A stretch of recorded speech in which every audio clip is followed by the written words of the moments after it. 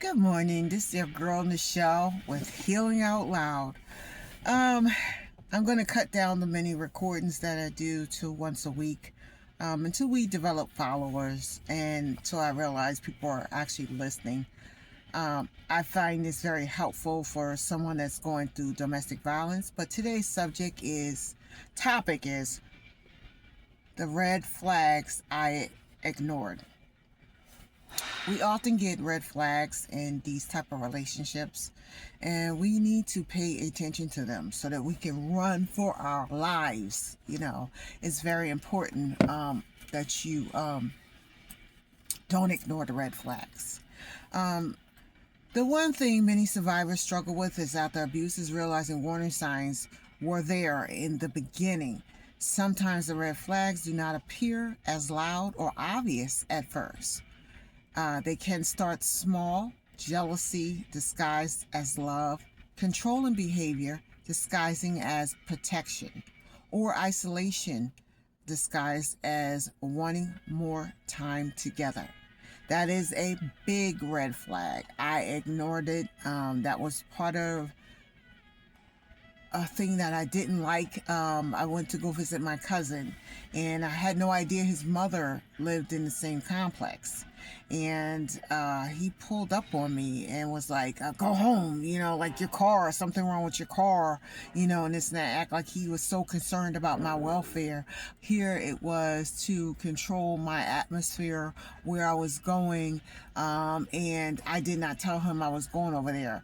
At that point, I should have realized I'm just our relationship is just new. Why am I telling you where I'm at right now? And the outrage from it should have made me realize when I calmly said, "Come meet my cousin," because my family is very close and oriented, family oriented, so I should have recognized it. Let me stay on track because I know we're limited with time. An example was saying that you could have been hurt down there. Look, I've been going over there, and like I said, I've been going over there, so what's the problem? Another man comes around and they fly off the handle. "Oh, is he your ex? He like you? What did he say to you?" This whole big commotion out of it. Another is rushing you home, or then to them for nothing, like rushing you to them for nothing, telling you to go home, and you're like, what is all this about? And it was for nothing. It's because of their insecurities. I remember I told you they're not socialized people, so they don't want you around nobody. They can't control you. Somebody else will tell you something that's positive or go against what they say, or somebody else see what's going on and will enlighten you. Showing up unexpectedly. That's a big one. You didn't invite him. You didn't say come over. Some men think it's cute, they come up and they'll do it instantly. I just watched this thing where a domestic violent girl separated from, it was out in California. No, it was Florida. It was Florida. I was reading this. She went on vacation with her family, and she got out of her abuse, and she told him where she was. He came and showed up in the middle of the night, bought her flowers, the whole thing, I'm sorry thing. She fell for it. She was pregnant. She was actually 3 weeks away from having the baby, and where her family took her was to have a shower for the baby. And they had rented out this new thing people do, rent out these homes. I can't think of the word for it right now. And he showed up there and shot her in the head. The baby's in critical condition, may not make it. I never went back to the story to see what's going on, because sometimes it's just a little bit too much for me, because it's devastating, and that's why I told you in the segments before, do not tell them where you're at.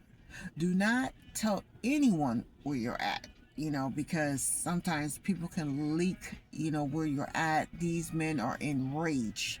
They will hurt you. Some will shoot you and kill you. This is a serious problem, and I hope my YouTubes is helping someone understand how important domestic violence is. It's real. It's violent. and I want to keep you safe. I don't want you to wind up like me, have to move from state to state and change your name and do old fictitious things to hide yourself, and stuff, for your protection. But this is real. Some of these men will kill you. I'm telling you. All right, let me get back on track because I know time is precious to you and me. Many abusers move fast in relationships. They may want constant access to you, questioning where you are, become upset when you spend time with family or friends, or show in the beginning controlling your decisions, your money, your clothes, your confidence. At first, it can feel like they care deeply, but over time, the behavior becomes controlling and emotionally exhausted. Let me give you a few examples. Family gatherings, they want to go. Just suddenly, instantly, they want to go. Too much for them to focus on besides him. Too much for you to focus on besides him. Remember, these men are narcissists, very narcissists. Everything has to be about them. The attention is on them. Their narcissist behavior. Big warning sign. The abuser will embarrass you in front of others, putting you down and telling you or telling you. They will in front of your family. If you don't work, they'll say, oh, she ain't got it. She can't work. Not her. She just as dumb as a doorknob. Oh, yeah. They'll go there. They'll embarrass you. Whatever your weakness is, or whatever they see as a weakness, they'll explode it, in front of people to embarrass you. Secrets you told him to destroy the relationship so that they can begin isolating you from your family. So if you told them something about your family, that why you and this one don't get along, this is why in the beginning I told you keep your mouth shut. When you first meet these men, don't tell them about other women's, how you don't get along with them, how you don't get along with this family member, that family member, or anything, because they'll use it against you. They'll wait till you're around that family member, and just to make you not talk to that family member, start the isolation for his control, or they'll burn it up to the person. Yeah, they will. They'll bring it up to the person and say, that's why you did such and such. And you'll think he in his mind, he think he's protecting you. He don't think he's protecting you. He's playing a game with you. He's doing that so you don't never talk to that person. So the relationship is broken. So you won't communicate with them. Because see, the reality of it is that family member might feel sorry for you in the long run, or even try to help you if family sometimes is thicker than blood. Not all, but some are. And in the time of bonding, they might turn around and help you with him. So they don't want that. They want to know how much money you make, how often do you get paid, because that's controlling. Here's a paycheck for him. Oh, no, we ain't paying this bill. We paying that bill. Everything of his is going to get paid. Every which way he can control your money, he can control you. I told you in my other segment, I started direct depositing. Life insurance paid, car insurance paid, car payment paid, direct deposit from my check.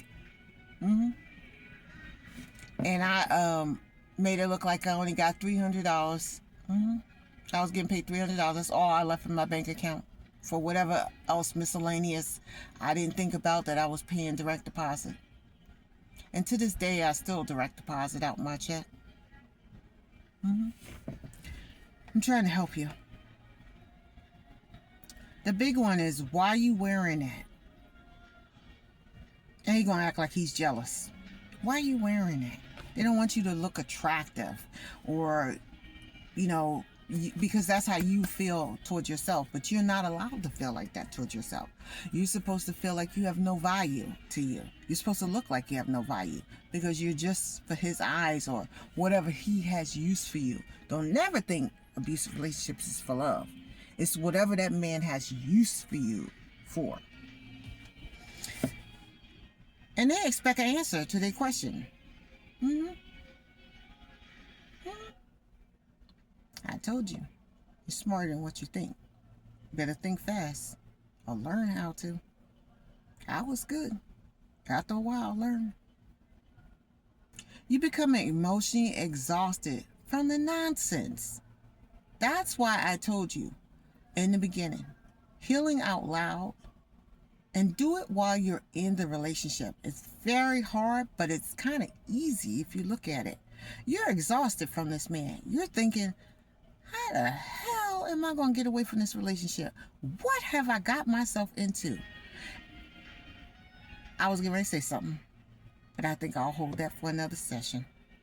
Because I stayed awake one night watching him sleep. But I'm going to keep my mouth shut right now. You start thinking. You become emotionally exhausted. And you tired. That's why I told you to get a PFA.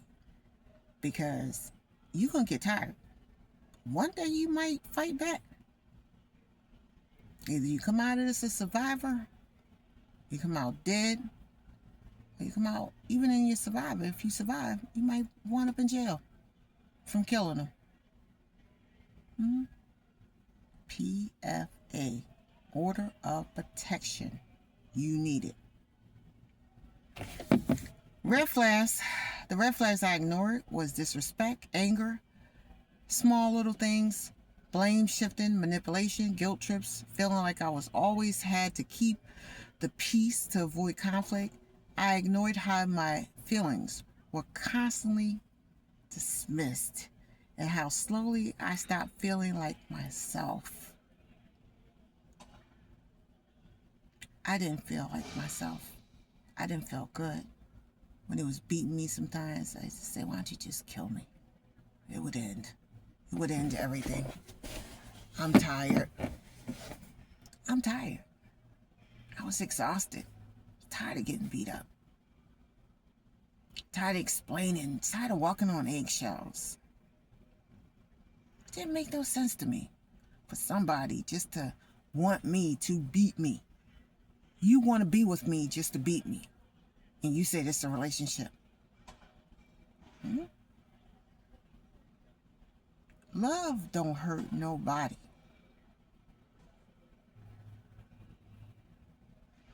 If a man gotta beat you, he should be the one saying, I don't need you. I'm not putting my hands on a woman.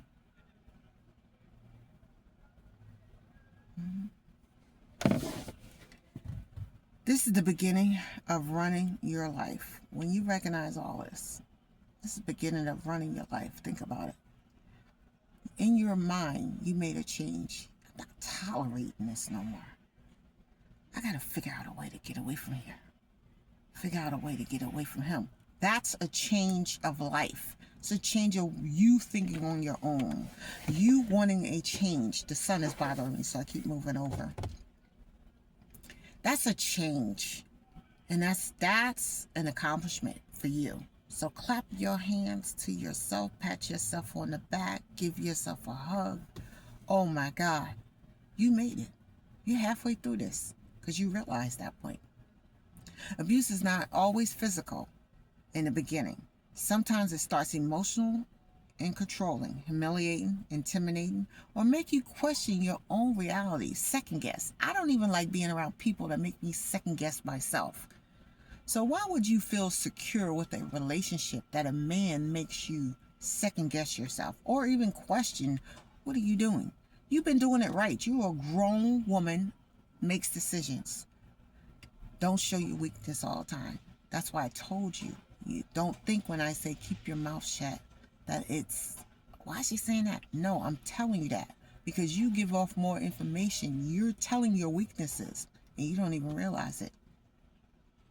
Let them guess you. Because if an abuser has to guess you or guess what you're going to do next or guess if she's feeling it or not, they'll leave you alone because they don't know how to take you. They won't even start the abuse, but they'll still check out the surroundings and see who's around you to protect you. How will you protect yourself? What kind of woman are you? Are you one that fights back straight up with the law? Or your family come and fight with you? Well, that's what they're looking for. I told you I had to go, after a while, I went to the men in my family. I had to say, look, I don't want here, I don't want there. I'm tired of this man. I sat my aunt down and I told her, I'm tired. This man is just beating me. I sat there and cried that night. I didn't know where to go. And I went to my aunt one night, and she was like, "You family? No, no, no, you staying here." And she says, "Listen, ain't nobody coming through that door." She said, "Oh, by the way, I just got out the hospital today." I said, "You didn't tell nobody you was in the hospital?" I knew then God wanted me to stay with her, but I didn't know that was a reason that I was staying with her. That I was going to be the one in the room watching her die slowly, and she wouldn't even tell nobody. She knew. But I'm glad I had the time with her. I'm glad my abuse was ending, and I was getting time to spend with my favorite aunt. That's another hurtful story, so I don't want to go into it right now. Looking back, I understand the red flags or warnings, not challenges to fix someone. You can't fix that man. Don't even try. Don't waste your time. That is them. That is who they are. That is what they seen growing up. That's what they feel. That's how they express themselves. That is anger, frustration, unaccomplishments in their life. Not yours, but their life. You just a prairie to them. Healthy love should feel safe, respected, supported, and honest. Not confused, fearful, or draining. They drain you, drain the life out of you. Told you. And I used to get beaten. I used to just ask them to kill me.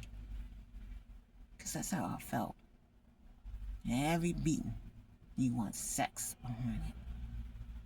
So I really felt like I was nothing. I felt bad.